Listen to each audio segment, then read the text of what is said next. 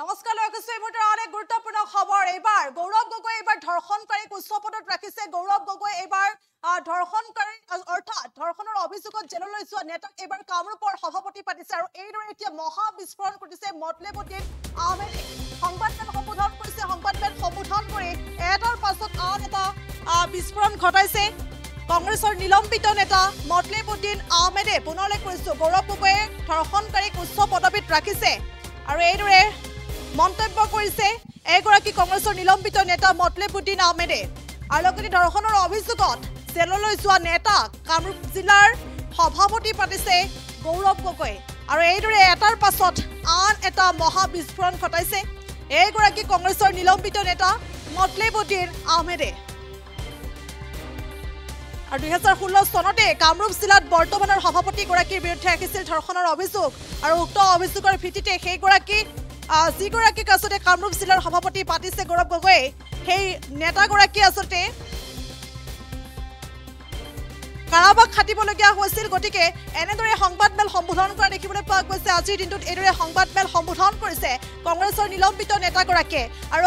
সংবাদমেল সম্বোধন কৰি এটাৰ পাছত আন এটা এইদৰে ডাঙৰ মন্তব্য কৰা দেখিবলৈ পোৱা গৈছে পুনৰলৈ কৈছো এক গুৰুত্বপূৰ্ণ খবৰ আজিৰ দিনটোত এইদৰে সংবাদমেল সম্বোধন কৰিছে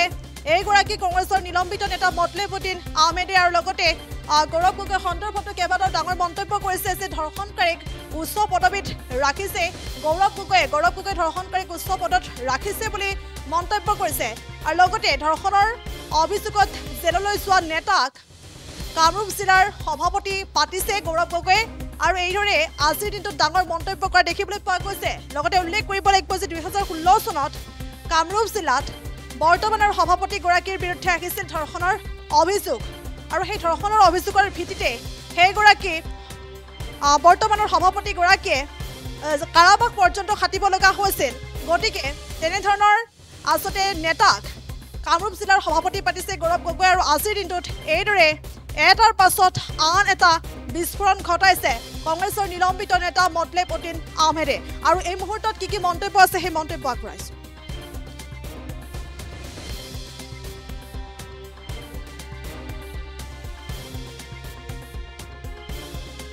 মহান ডাঙৰ এটা সমষ্টি ডিষ্ট্ৰিক্ট এখন য'ত 6টা বিধানসভা সমষ্টি আছে এই 6টা বিধানসভা সমষ্টিৰ ভিতৰত এইজন ৰেপ কেছৰ লগত জড়িত থকা আপোনালোকে গম পাইছে 2016 চনৰ 22 মে তাৰিখে এতিয়াৰ কামৰূপ জিলাৰ যিজন সভাপতি দিছে প্ৰাণজিৎ চৌধুৰী এই ৰেপ কেছৰ আচাৰী পুনম নাথ বুলি ল'ৰা ছোৱালী এজনৰ ৰেপ কেছ কৰাৰ তেওঁ অভিযোগ দিছিলে আৰু সেই অভিযোগত তেওঁ জেলত গৈছে জেল খাটি আহিছে তেওঁ প্ৰাণজিৎ চৌধুৰী চাই মাৰি লওক গুগলত এতিয়া পাই নে নাপায় গোটেইখানি তেওঁ সেই জেল খাটি অহা মানুহজনক ইয়াত জিলা কংগ্ৰেছৰ সভাপতি দিছে এই নেকি কংগ্ৰেছৰ এতিয়া তেওঁ য'তে যায় আমাৰ কমালপুৰৰ হওক ৰঙিয়াৰ হওক যিপিনে যায় নিৰপেক্ষ যিবিলাক নিৰপেক্ষ কোনো দলৰ লগত জড়িত নাই সেই ছোৱালী মাই ভনীসকল এই দেখা পোৱাৰ লগে লগে দূৰ ভিতৰত সোমাই এটা কাৰণে ভিতৰত ৰেপ কেছৰ ঘৰখনকাৰী আহিছে এইটো ভয় কৰে চব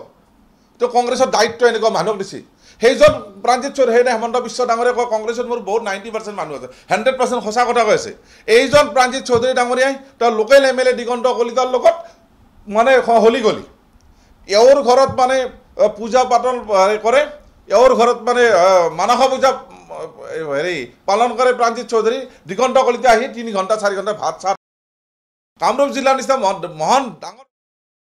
যিকোনো খবৰৰ বাবে যোগাযোগ কৰক 7099017330 লগতে 7099017110 নম্বৰত